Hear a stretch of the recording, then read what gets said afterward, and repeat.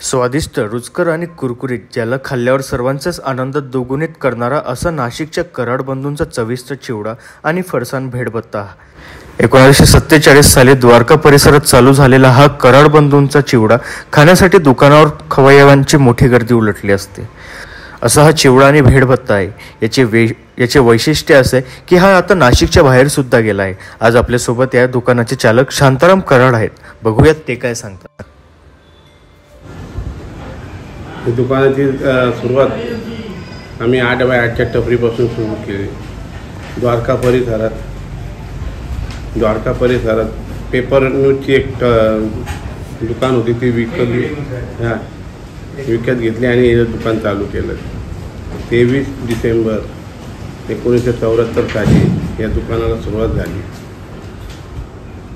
सर्वात प्रथम अल्प प्रतिसाद मी लावला, पण 7 वर्ष स्ट्रगल केल्यानंतर आमच्या दुकानाशेजारी देशी दारूचं दुकान आल्यामुळे आम्हाला ती धंद्याला चालना मिळाली. देशी दारूच्या दुकानाचं नाव होतं किस्मत देशी दारू दुकान, पण त्या किस्मत देशी दारू दुकानने आमची किस्मत उघडली, याचा आम्हाला अभिमान आहे. याच्यामध्ये आता ही 3री पिढी चालू होती आमच्यावर आणि एकदम अल्प किमतीमध्ये आम्ही चांगला माल देण्याचा प्रयत्न करतो आहे. सुरुवातीला आम्ही 30 पैशाला भेळभत्ता विक्री केली. आता आज तोच भेळभत्ता 20 रुपयाला जातो आहे, पण त्या 20 रुपयामध्ये एक माणूस पोटभर खातो आहे आणि 1 ग्लास पाणी पिलं तर त्याला दिवसभराचे टेन्शन राहत नाही. इतकं आम्ही भेळभत्ता देण्याचा प्रयत्न करतो आहे आणि तो पण रुचकर आणि चांगला एकदम. कुरमुरे चाळून वगैरे, शेव बारीक असते, चिवडा असतो, भेळ असते, सर्व प्रकारचे आम्ही चांगला माल देण्याचा प्रयत्न करतो आहे. सुरुवातीला आमचा मुरमुऱ्याचा बिझनेस होता. आम्हीच ह्या भत्त्याच्या दुकानाला आम्ही मुरमुरे पुरवायचो, पण नंतर मॅट्रिक सुटल्यानंतर आम्ही म्हटलं आपण पण भेळभत्त्याचं दुकान टाकू. मग आम्ही स्वतःच 23 डिसेंबर 1974 साली मॅट्रिक सुटल्यानंतर दुकान चालू केलं. त्यात वडिलांचा फार मोठा आम्हाला सहभाग लावला. त्यांचं नाव आहे गोविंदराव लिंबाजी कराड. हे खरे दुकानाचे संस्थापक. नंतर आम्ही चालू केलं दोघं भावांनी, दिनेश गोविंदराव कराड आणि शांताराम गोविंदराव कराड, या दोघांनी हात लावून धरले. आता आमची मुलं पण ह्या बिझनेसमध्ये आहे. विक्रांत हा MA झालेला असून तरी ह्या बिझनेसमध्ये सर्व ग्रॅज्युएट झालेले मुलं पण आम्ही याच्यातच टाकले आणि 3 आउटलेट आमचे चालू येतात आणि बाहेरसुद्धा माल जातो आहे.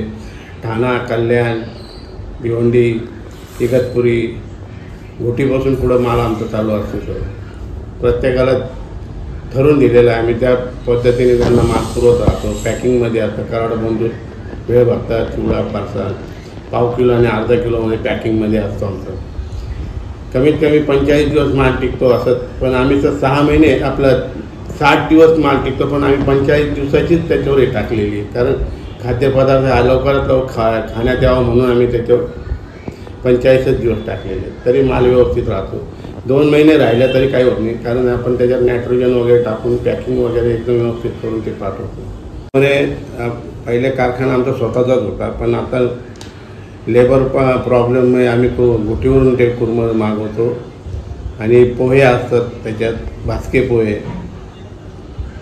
18 प्रकारचे मसाल्याचे पदार्थ असतात, ते आम्ही दळून आणि स्वतः घरी बनवून तो चिवडा बनवला जातो.